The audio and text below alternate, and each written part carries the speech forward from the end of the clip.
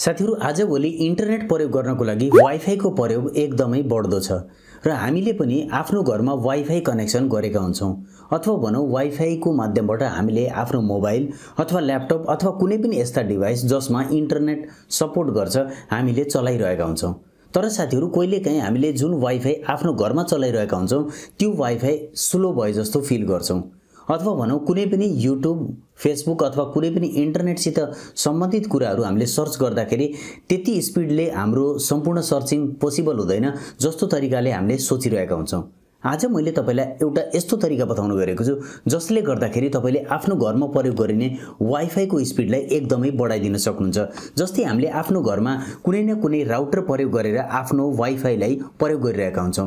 यो टिपी लिंक को राउटर पनि हुन सक्छ, डिजी कम्पनीको पनि हुन सक्छ अथवा कुनै पनि कम्पनीको राउटर प्रयोग गरेर हामीले गरेका हुन्छौं। त्यसैले गर्दाखेरि साथीहरु यदि तपाईले पनि जान्न चाहनुहुन्छ कि कसरी हामीले आफ्नो घरमा रहेको राउटरको स्पिडलाई बढाउन सकिन्छ भने यो भिडियोलाई अन्तिम सम्म हेर्नु होला। साथीहरु यदि तपाई च्यानलमा नयाँ हुनुहुन्छ भने च्यानललाई सब्स्क्राइब गरिदिनु होला र साइडमा रहेको बेल आइकन प्रेस गरेर अल नोटिफिकेसनलाई अन गरिदिनु होला जसले गर्दाखेरि आगामी समयमा आउने यस्तै खालका भिडियोहरू मिस हुने छैनन्। नमस्कार, म कृष्ण घिमिरे युट्युब च्यानलमा तपाईलाई स्वागत गर्न चाहन्छु। ल साथीहरु टपिक सुरु गरौँ। साथीहरु अगाडि बढ्नुभन्दा पहिले प्लिज साथीहरु यो भिडियोमा जम्मा 100 लाइक को टार्गेट छ, 100 लाइक को टार्गेटलाई पूरा गरिदिनु होला। एउटा लाइक त भन्छ साथीहरु सबभन्दा पहिले म तपाईलाई बताउन चाहन्छु तपाईको घरमा रहेको जुन राउटर रहन्छ यो टिपी लिंक को राउटर मसँग रहेको छ त्यसको पछाडी एउटा हेर्न सक्नुहुन्छ एउटा त्यसका पछाडी स्टिकर लागेको हुन्छ। यो स्टिकरमा सम्पूर्ण जुन डिटेल राखिएको हुन्छ यो स्टिकरमा जुन तपाईको लगइन आईडी छ, लगइन आईडी र पासवर्ड राखिएको हुन्छ। त्यो लगइन आईडी र पासवर्ड हामीले अहिले चाहिन्छ, त्यही भएर यो राउटरका पछाडी रहेको लगइन आईडी र पासवर्ड तपाईले हेर्नु होला र लगइन आईडी र पासवर्ड र आईपी एड्रेस हामीलाई जानेको हुनुपर्छ र टिपी लिंक को जुन राउटरको एड्रेस रहन्छ आईपी एड्रेस कमनली भन्ने हो भने 192.168.0.1 अथवा .1.1 रहन्छ। तर पनि तपाईले यदि कुनै तपाईको डिभाइस छ त्यसको राउटर एड्रेस आईपी एड्रेस पत्ता लगाउन चाहनुहुन्छ भने गुगलमा गएर पत्ता लगाउन सक्नुहुन्छ। अब साथीहरु हामी मोबाइल तर्फ लाग्नु पर्ने हुन्छ। मैले मोबाइलमा तपाईलाई सिकाउने छु कि कसरी हामीले राउटरको स्पिड अथवा वाइफाई को स्पिडलाई बढाउन सकिन्छ। यो प्रक्रिया हामीले ल्यापटपमा पनि गर्न सकिन्छ तर हामी मध्येबाट धेरै जसो दर्शक मोबाइल चलाउनुहुन्छ त्यसैले गर्दा मैले यो तरिका मोबाइलमा सिकाउन गएको छु। साथीहरु केही कुरा बुझ्नु भएन भने रिपिट गरेर भिडियोलाई पाउज गरेर हेर्नु होला। तपाईले सजिलैसँग सम्पूर्ण प्रोसेस बुझ्नुहुन्छ र आफ्नो इन्टरनेटको स्पिड पनि बढाउन सक्नुहुन्छ। ल साथीहरु अब सिकौं यसलाई मोबाइल तर्फ। साथीहरु अब हामी आफ्नो मोबाइलमा आइसकेका छौं। सबभन्दा पहिले मैले चलाइरहेको जुन वाइफाई छ त्यो वाइफाई को नाम देखाउन चाहन्छु। साथीहरु यहाँ हेर्नुहुन्छ टिपी लिंक 8470EE भन्ने यो नेटवर्क मैले चलाइरहेको छु। यही नेटवर्कमा हामीले स्पिड इन्क्रिज गरेर हेर्ने छौं। त्यसको लागि साथीहरु पहिले तपाईलाई यो नेटवर्कको स्पिड कति छ त्यो देखाउन चाहन्छु। त्यसको लागि मैले एउटा एप्लिकेसन प्रयोग गरेको छु स्पिड चेक भन्ने, स्पिड टेस्ट भन्ने। यसको मार्फत हामीले डाइरेक्टली आफ्नो मोबाइलमा यसको स्पिड हेर्न सकिन्छ। कुनै पनि बेलामा हामीले आफ्नो मोबाइलमा कुनै पनि स्पिड चेक गर्न पर्यो इन्टरनेटको भने त्यस्तो अवस्थामा स्पिड टेस्टलाई प्रयोग गरेर इन्टरनेटको स्पिडलाई हामीले चेक गर्न सकिन्छ।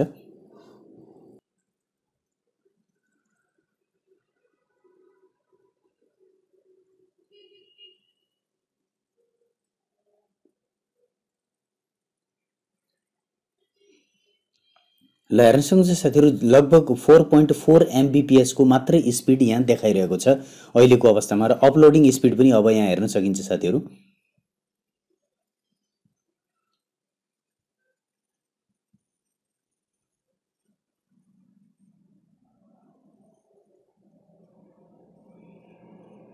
ल हेर्न सक्नुहुन्छ साथीहरु अपलोडिङ स्पिड कति देखाइरहेको छ। अब मैले यसमा चाहिँ त्यो सम्पूर्ण सेटिङ गरिसकेपछि तपाईलाई फेरि यसको स्पिड टेस्ट गरेर देखाउने छु साथीहरु। अब हामी लागौं पछाडी कसरी हामीले यो सेटिङहरु गर्न सकिन्छ। अब यसको लागि साथीहरु म देखाउन चाहन्छु तपाईलाई। सबभन्दा पहिले तपाईले के गर्नु होला भने तपाईको मोबाइलमा एउटा एप्स राख्नु होला। प्ले स्टोरमा गएर प्ले स्टोरमा हेर्न सक्नुहुन्छ वाइफाई एनालाइजर ओपन सोर्स भन्ने छ। यो एप्लिकेसनलाई आफ्नो मोबाइलमा इन्स्टल गर्नु होला र यो इन्स्टल गरिसकेपछि साथीहरु यसलाई हामीले ओपन गरिदिनु पर्ने हुन्छ। जस्ट ओपन गरिदिनु होला। ओपन गरिसकेपछि साथीहरु मैले आफ्नो जुन कनेक्सन यहाँ देखाइरहेको छु हेर्न सक्नुहुन्छ एक्सेस पोइन्ट भनेको छ, च्यानल रेटिङ भनेको छ। तलपट्टि एक्सेस पोइन्टमा माथि हेर्न सक्नुहुन्छ मेरो जुन कनेक्सन माथिपट्टि भइरहेको छ टिपी लिंक 8470EE जुन मैले अघि देखाएको थिएँ तपाईलाई।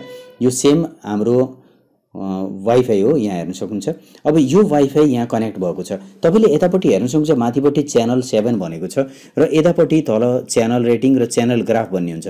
तपाईले के गर्नु होला नि, अब आफ्नो जुन वाइफाई छ त्यो यहाँ चेक गरिसकेपछि च्यानल ग्राफमा जानु होला यतापट्टि, र च्यानल ग्राफ पछि तपाईले हेर्न सक्नुहुन्छ यतापट्टि च्यानल ग्राफमा पनि हाम्रो जुन टिपी लिङ्कको 7 नम्बरमा देखाइरहेको छ च्यानल नम्बर 7 हो, र यतापट्टि च्यानल रेटिङ भन्ने छ, च्यानल रेटिङमा जानु होला। अब च्यानल रेटिङमा हेर्न सक्नुहुन्छ साथीहरु सबैभन्दा कम स्पिड कुनमा आएको छ भने च्यानल नम्बर 7 र च्यानल नम्बर 8 9 एन मा चाहिँ एकदमै कम स्पिड आइरहेको छ। तर सबभन्दा धेरै स्पिड हेर्न सक्नुहुन्छ यहाँ माथिपट्टि च्यानल रेटिङमा च्यानल नम्बर 1 मा आइरहेको छ। यदि हामीले आफ्नो वाइफाईलाई च्यानल नम्बर 1 मा लान सकिन्छ भने त्यस्तो अवस्थामा हाम्रो वाइफाईको स्पिड एकदमै धेरै हुन्छ। अब च्यानल नम्बर 1 मा लानको लागि हामीले एउटा सेटिङ गर्नुपर्ने हुन्छ राउटरमा गएर। त्यसको लागि सिधै हामी ब्याक जानुपर्ने हुन्छ। ब्याक आइसकेपछि साथीहरु तपाईले आफ्नो मोबाइलमा क्रोम ब्राउजरलाई खोल्नु होला। क्रोम ब्राउजरमा टच गरिदिनु होला। अब क्रोम ब्राउजरमा खोलेपछि मैले अघि नै बताएको थिएँ तपाईको राउटरको पछाडिपट्टि एउटा स्टिकर लागेको हुन्छ, त्यसमा राउटरको आईपी एड्रेस रहन्छ। मेरो यो राउटरको आईपी एड्रेस 190.168.1.1 हो। जस्ट यसमा मैले टच गरिदिन्छु। अब लगइनको लागि भनेको छ तपाईको राउटरको पछाडि धेरै जसो कमनली एडमिन भनेर रहेको हुन्छ। यहाँ हेर्नुहुन्छ एडमिन राखिएको छ। अब यतापट्टि पासवर्ड राखिदिनु पर्ने हुन्छ साथीहरु। अब पासवर्ड यहाँ म देखाउन चाहन्छु साथीहरु।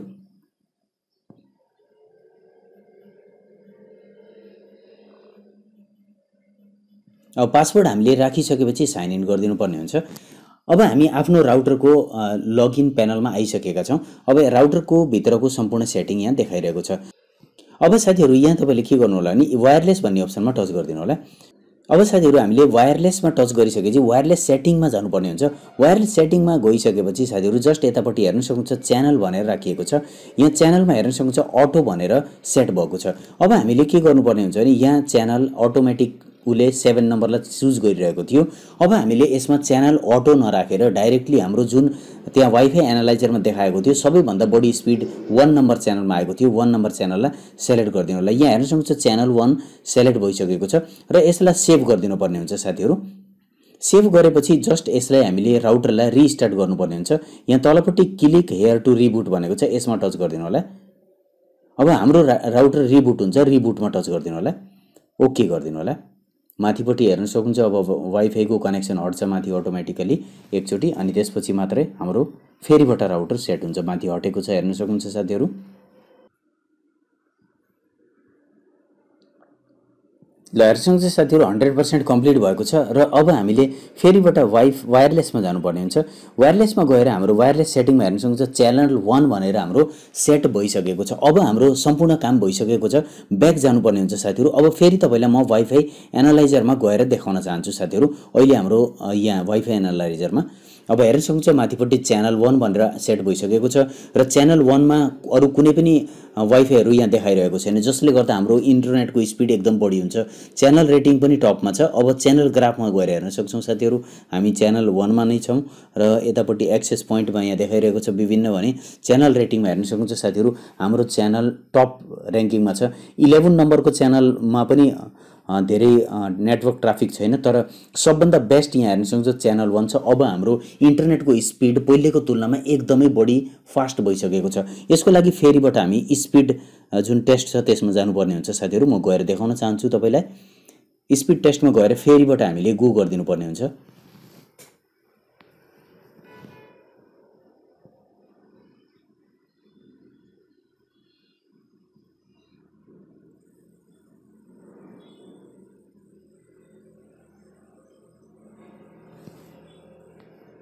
ल साथीहरु हेर्न सक्नुहुन्छ साथीहरु अघि नै डाउनलोडको स्पिड कति कम थियो, जम्मा 4 एमबीपीएस थियो भने अहिले 33 भन्दा माथि गइसकेको छ।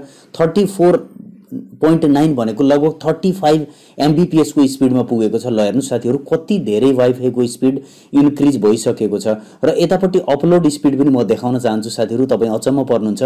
ल हेर्नु साथीहरु 46.7 एमबीपीएस को अपलोड स्पिड पुगेको छ। अघि नै जुन 2 समथिङ 2 3 4 समथिङ थियो साथीहरु, त्यति कम थियो र हामीले च्यानल चेन्ज गर्दा बित्तिकै वाइफाईको स्पिड एकदमै ड्रास्टिकल्ली इन्क्रिज भएको छ साथीहरु। आजै तपाईले आफ्नो राउटरमा यो सेटिङ गरिदिनुस् र यो भिडियो धेरैभन्दा धेरै साथीहरूलाई सेयर गरिदिनु होला, जसले गर्दाखेरि साथीहरूले पनि यो राउटर सेटिङ सिकेर आफ्नो इन्टरनेटको स्पिड बढाउन सक्नुहुनेछ। प्लिज साथीहरू यो भिडियोलाई लाइक गरेर जानु होला, किनभने साथीहरू यो भिडियोमा लाइक गर्न जरुरी छ, किनभने हामीले आफ्नो इन्टरनेटको स्पिड बढाइसकेका छौँ। ल हेर्न सक्नुहुन्छ साथीहरू, कति सजिलै हामीले यो तरिका फलो गरेर आफ्नो घरमा रहेको वाइफाईको स्पिडलाई एकदमै धेरै बढाइदिन सकिन्छ।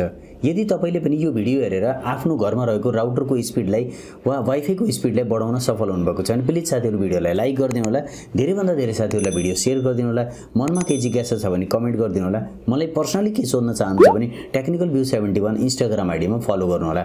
आजको लागि यति राख्न चाहन्छु, छिट्टै नयाँ भिडियोमा भेट हुनेछ। धन्यवाद।